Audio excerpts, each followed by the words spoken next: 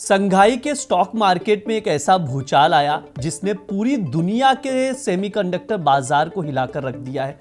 चीन की प्रमुख memory chip maker company CXMT यानी चोंगशिंग टेक्नोलॉजी ग्रुप ने अपने आईपीओ के पहले ही दिन इतिहास रच दिया है।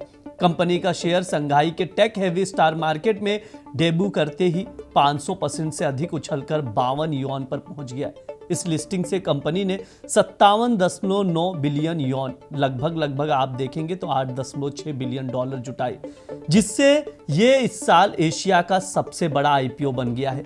इस धमाकेदार शुरुआत के बाद CXMT का कुल मार्केट कैप 3.5 ट्रिलियन युआन के पार निकल चुका है, जिसने इसे चीन की सबसे वैल्यूएबल लिस्टेड कंपनी बना दिया है। अब सवाल ये उठता है, आखिर अचानक इतना बड़ा धमाका कैसे हुआ? आइए इसके पीछे का डेटा और गणित समझ लेते हैं। नमस्ते, मेरा नाम ब्रिज द्विवेदी है। आप देख रहे हैं अमर उजाला द बोनस का खास सेगमेंट आर पार।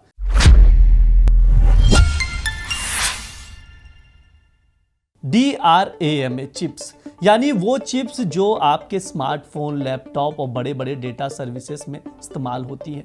इस मार्केट पर सालों से सैमसंग, SK हाइनेक्स और माइक्रोन जैसी दिग्गज कंपनियों का एक छत्र राज रहा है।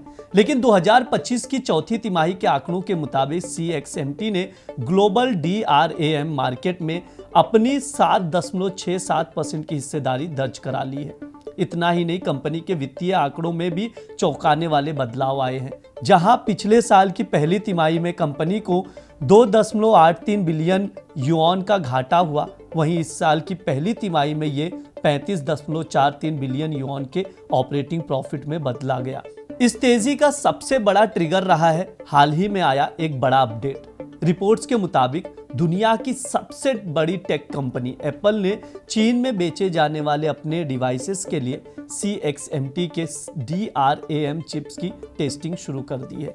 इसके अलावा अमेरिका और चीन के बीच चल रहे टेक वॉर के बीच बीजिंग अपनी सेमीकंडक्टर आत्मनिर्भरता को राष्ट्रीय सुरक्षा के रूप में देख रहा है।